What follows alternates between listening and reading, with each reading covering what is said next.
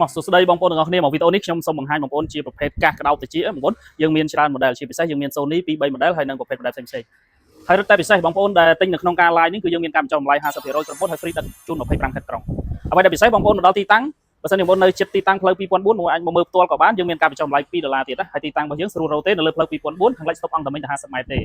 មកខ្ញុំសូមណែនាំប្រភេទកាស Sony ទី1ជាប្រភេទនេះបងប្អូនជាប្រភេទ Sony M4 ប្រភេទ Sony M4 ហ្នឹងគឺវាមាន original ANC គឺប្រភេទកាត់បន្ថយ noise បានខ្ពស់មែនទែនណាបងប្អូនហើយមុនហ្នឹងគឺជាប្រភេទសាច់ទុនអញ្ចឹងបងសាច់ស្បែកទុនហើយគេមកជាមួយ3ពណ៌មានទឹកប៊ិចមានពណ៌ប្រផេះហើយនិងពណ៌ខ្មៅនេះបងប្អូនសាច់ទាល់របស់គេគឺទុនមែនទែនហើយយើងពេលអត់ហប់អត់ក្តៅទេណានេះជាងអាចតម្លើងទំហំតាមទំហំក្បាលរបស់យើងបានណាបងប្អូន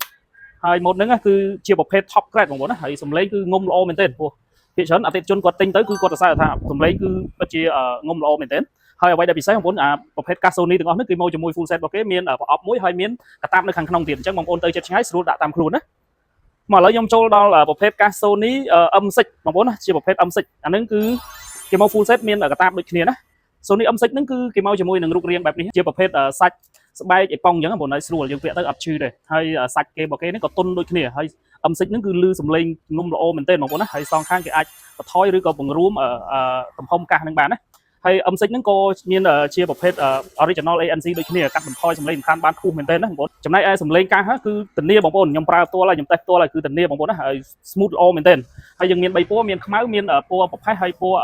ទឹកប៊ិចដូចគ្នាបងប្អូនណាបងប្អូនចាប់អារម្មណ៍មុនណាអាចឆាតសាកសួរបានហើយនេះយើងក៏មានជាប្រភេទកាស JBL ហើយនឹងនេះជាប្រភេទកាស